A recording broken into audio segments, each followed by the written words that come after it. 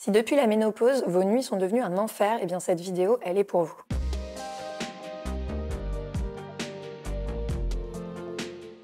Je m'appelle Alexa Cornu, je suis coach et experte en physiologie de la femme. J'accompagne depuis 2010 sur les sujets comme la ménopause, le périnée, la reprise du sport ou encore la nutrition santé. Dans cette vidéo, on va parler de sommeil et de ménopause. Ça fait partie des symptômes les plus fréquents à la périménopause et à la ménopause. Les troubles du sommeil touchent énormément de femmes et le problème des troubles du sommeil, c'est qu'ils ne vont pas seulement impacter vos nuits, ils risquent d'impacter tout le reste de votre journée. Alors qu'est-ce qu'on peut faire le jour pour avoir un meilleur sommeil la nuit? Eh bien, je vais vous partager tous mes conseils. Mais avant ça, c'est important de comprendre ce qui se passe dans votre corps et pourquoi est-ce que le sommeil, justement, devient plus compliqué en période de périménopause et de ménopause. Eh bien, ça s'explique dans un premier temps par la chute des œstrogènes et donc le bouleversement hormonal que vous êtes en train d'expérimenter, à savoir que la périménopause, la période qui précède la ménopause, peut aller jusqu'à 10 ans avant d'être ménopausée. Et donc, vous pouvez commencer justement votre périménopause en expérimentant des symptômes autour des troubles du sommeil. Cette chute d'œstrogènes, pourquoi est-ce qu'elle impacte directement le sommeil? Eh bien, tout ça s'explique parce que la chute des œstrogènes et la progestérone a un impact direct sur votre cycle veille-sommeil. Et ça vient du coup le dérégler. Mais ce n'est pas le seul responsable. Vous avez aussi un dérèglement des thermorégulateurs de votre organisme qui peuvent générer des sueurs nocturnes, par exemple. Et ça peut être la cause de vos réveils. Ou encore une augmentation du cortisol, qui est aussi bien connu en périménopause et en ménopause. Cortisol, cette hormone du stress qui va derrière générer une anxiété plus importante, peut générer des réveils la nuit, des insomnies ou des difficultés à l'endormissement. Enfin, avec l'âge, il y a une diminution de la production de mélatonine, cette hormone naturelle qui permet de ressentir la fatigue, et la diminution du coup de la mélatonine peut impacter aussi la diminution du sommeil puisqu'on a plus de difficultés à trouver notre sommeil. Alors, quelles sont les erreurs à ne pas faire? Eh bien, la première, c'est de consommer plus de caféine, puisque la caféine va avoir un impact direct sur les sécrétions de cortisol et risque d'augmenter justement la sensation d'anxiété. De plus, il faut savoir que la caféine peut rester plus de 6 heures dans votre corps. Donc, évitez, si vous consommez du café régulièrement, d'en consommer après 14 heures pour ne pas que ça impacte votre sommeil le soir. Un autre facteur qui peut impacter la capacité de votre corps à se reposer et à s'endormir rapidement, eh bien, c'est la nutrition, l'alimentation. Le fait d'avoir un repas qui va être trop riche en graisse, trop riche en protéines, grasses le soir, peut augmenter le risque de difficulté à s'endormir et ça va aussi diminuer vos capacités de récupération puisque si votre corps est encore en train de digérer quand vous allez vous coucher, vous allez moins atteindre de phase de récupération pendant votre sommeil, même si vous dormez. Donc vous vous réveillerez plus fatigué et vous aurez eu un sommeil moins récupérateur de moins bonne qualité parce que votre corps aura encore travaillé sur la digestion pendant votre sommeil.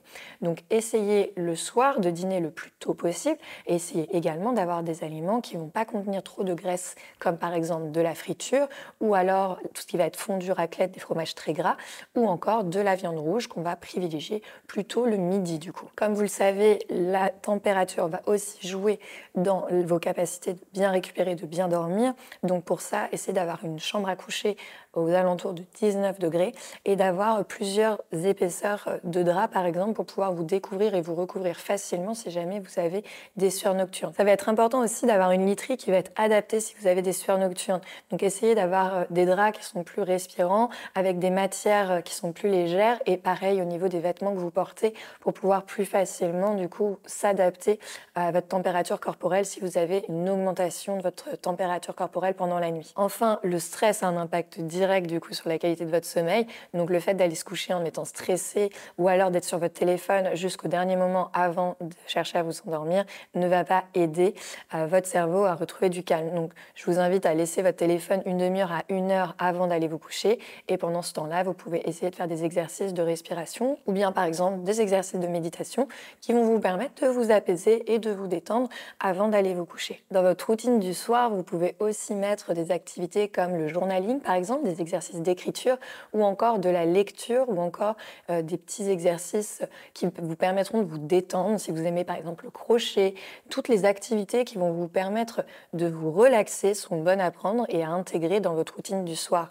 pour pouvoir derrière bénéficier d'un sommeil qui va être beaucoup plus récupérateur car vous irez vous coucher dans des dispositions beaucoup plus favorables à ça. Et qu'en est-il de l'activité physique par rapport justement aux troubles du sommeil?